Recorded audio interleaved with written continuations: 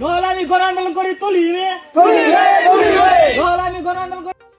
হয়, বাক্সা জিলাৰ গোবৰদানা থানাৰ অন্তৰ্গত ননকিয়া খাখৰাবাৰীত হয়তো আপোনালোকে জানে, গোটেই অসমবাসীয়ে জানে যে 2014 চনৰ 2 মে তাৰিখে এই ননকিয়া খাখৰাবাৰীত যি ধাৰাসাৰ গুলীচালনা হৈছিলে, উগ্ৰপন্থীয়ে গুলীচালনা কৰিছিলে, তাৰ পিছতে 38জন মানুহ এই অঞ্চলৰ পৰা মৃত্যু হৈছিলে উগ্ৰপন্থীৰ গুলীত।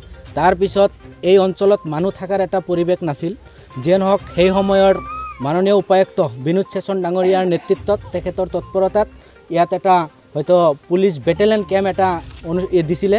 আৰু সেই বেটেলিয়ন কেম্পখন আজি আমি দেখা পাইছোঁ। এই বেটেলিয়ন কেম্পখন ইয়াৰ পৰা গুচি যোৱাৰ যি তেওঁলোকে এটা যুঁজা চলাইছে, আমি খবৰ পাইছোঁ। খবৰ পাই এই অঞ্চলত আহি উপস্থিত হৈছোঁ।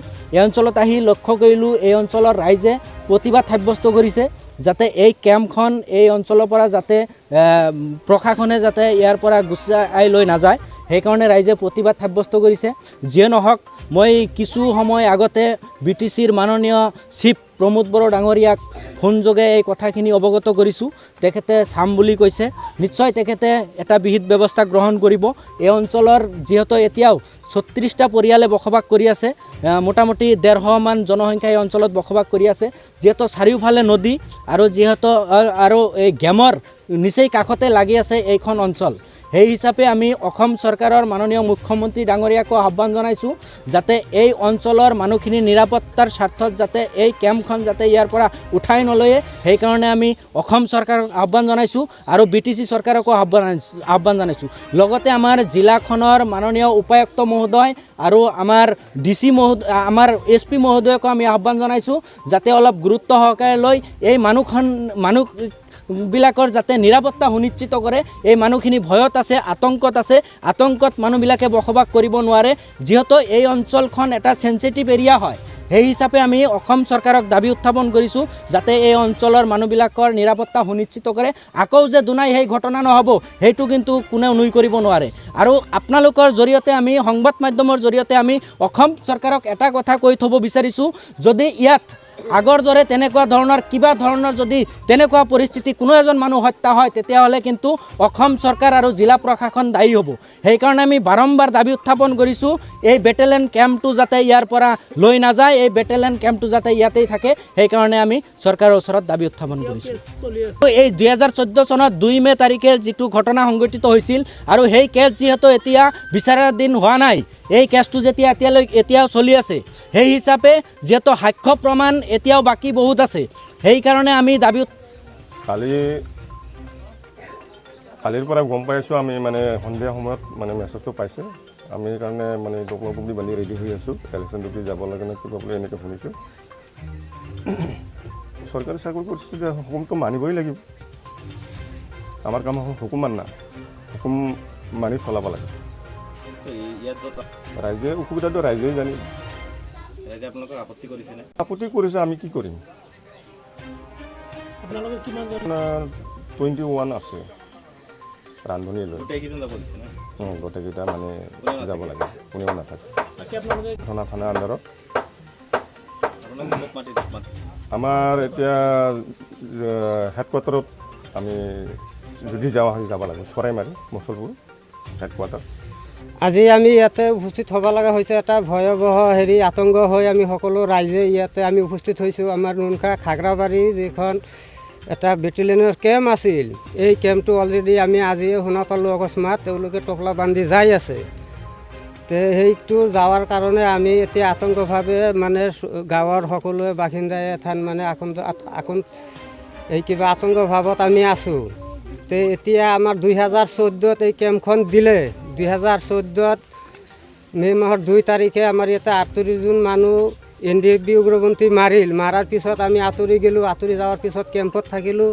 কিছুদিন পিছত আকৌ চৰকাৰৰ ফালৰ পৰা আমাক বুজাই এই ননকিয়া খাখৰাবাৰী গাঁৱলৈ দিয়াৰ পিছত লোকসকলক আমি কেম্প বহাই দিম। কেম্প বহাই দিয়াতে আমি গাঁৱৰ মানুহ ইয়াতে আমি ৰাজি হ'লোঁ আহিবৰ কাৰণে, যিহেতু আমি আৰু মাটি ফিটি এৰি ক'ত যাম। আজি 2014 চনৰ পৰা আজি 2022 চনলৈকে আমি আছোঁ, ভালে শান্তি মতে আমি চলি আছোঁ। এতিয়া আজিৰ তাৰিখৰ পৰা শুনি আছোঁ যে কেম্পটো যাব। গতিকে কেম্পখন গ'লে চৰকাৰে আমাক কি শান্তি দিব? কেম্পটো গেলে আমি ইয়াতে থাকিব নোৱাৰিম এইটোৱে মই চৰকাৰৰ ফালে আবেদন জনাইছোঁ এই কেম্পটো আমাৰ লাগিব আৰু নহ'লে আমাৰ ইয়াতে আমি মানুহ বসবাস কৰিব নোৱাৰিম কিয় আমাৰ বেলেগত মাটি ভিটি নাই আমি ক'ত যাম এইখিনি 2014 মোৰ পৰিয়ালৰ মোৰ ফেমিলি মৰিছে আৰু ছোৱালী 2জনো মৰিছে তথাপিতো মই আৰু ক'ৰবাত যাবলৈ জাগা নাই বুলি মই যোৱা নাই মই আছোঁৱে কেম্পটোৱে আমাৰ ভৰকাই গাঁওখিনিত এতিয়া এই কেম্পটো গ'লে আমাৰ কি অৱস্থা হ'ব গতিকে আমাৰ কেম্পখনে আমাৰ লাগে আমি কেম্পখন আমি যাব নিদিম অলৰেডি কেছ চলি আছে হাইকোৰ্টত কেছ চলি আছে এইটো চৰকাৰেও জানে চবেই জানে এই কেছ চলি থকা অৱস্থায় চৰকাৰে এই কেম্পটো কেনেকৈ নিয়ে আমাৰ দায়িত্ব কোনে হ'ব ভয় মানে ইয়াতে মুহূৰ্তত ভয় ইয়াতে চাৰিওভাগে গেম আপোনাৰ দক্ষিণে গেম পশ্চিমে গেম উত্তৰে গেম পূব চাইডে আমাৰ বস্তি পূব চাইডেতো নদীয়ে ইয়াতে মানে কণ্টিনিউ হেৰি ভয় ভাৱ সদায় ইয়াতে গেমৰ পৰা যদি এটা হাতী জন্তু ওলাই আহিলে এটা বোমা মাৰাৰ লগে লগে আমাৰ এনে চব টোপনি ভাঙি যায় চব ল'ৰা ছোৱালী জাগি উঠে কিয় বা কি হ'ল সেই 14 চনৰ যিটো হেৰি সেই আতংকভাৱে আমাৰ যোৱা নাই কিয় এতিয়া এই পৰিস্থিতিত এই কেম্পখন কিয় নিব লগা হ'ল চৰকাৰৰ মই এইটোৱে অনুৰোধ কৰিছোঁ চৰকাৰে যেন এইটো কাম নকৰে আমাক যেন নামাৰে যদি কেম্পটো লয় আমাৰ ইয়াতে যিমান জনসংখ্যা আছে চব গুইলাই মাৰি তাৰপিছত লৈ লওক আমি আবৃত্ত নকৰোঁ আৰু জীয়াই থাকিলে আমি ক'ত যাই জীয়াই থাকিম আমি ইয়াতে জন্ম লৈছোঁ ইয়াতে জীয়াই থাকিম এতিয়া কেম্পটো গেলে আমাৰ কি गोजोनथाव खौरां गोसो गुदुं फरायसा एबा सुबुंफोरनि थाखाय टारगेट कोचिं इनस्टिट्यूटआ बेसेन गोसा सुबिदा लानानै फैदों जायफोर बिथांमोना banking railway SSC insurance defence Assam police बायदि आनजादनि थाखाय साखाफारा जानो मोजां खाबु मोनाखै बैसोर बायदि फरायसा एबा सुबुंफोरनि थाखाय मोनसे मोजां खाबु सफैदों बरपेटा रोड विशाल मेगा मार्कनि साखाथियाव थानाय आमतलाव बे टारगेट कोचिं इनस्टिट्यूटखौ खुलिनाय जादों आथिखालनि साख्रि मोनै आरो बेकार जेंनाखौ नोजोर होनानै बे टारगेट कोचिं इन्स्टिट्यूटआ सोलोंसाफोरखौ गोबां गियान होनो थाखाय राहा लादों बे टारगेट कोचिं इनस्टिट्यूटआव सोलोंथाय होनो लानाय आयदाफोरा जाबाय banking railway SSC insurance defence आरो आसाम पुलिस जायफोर सोलोंनो गोसो गुदुं बिथांमोना टारगेट कोचिं इन्स्टिट्यूटआव मुं थिसननो एबा गोबां मिथिनो थाखाय 8134097059 एबा 8638961177 जानबुं नाम्बाराव जगाजग खालामनो हागोन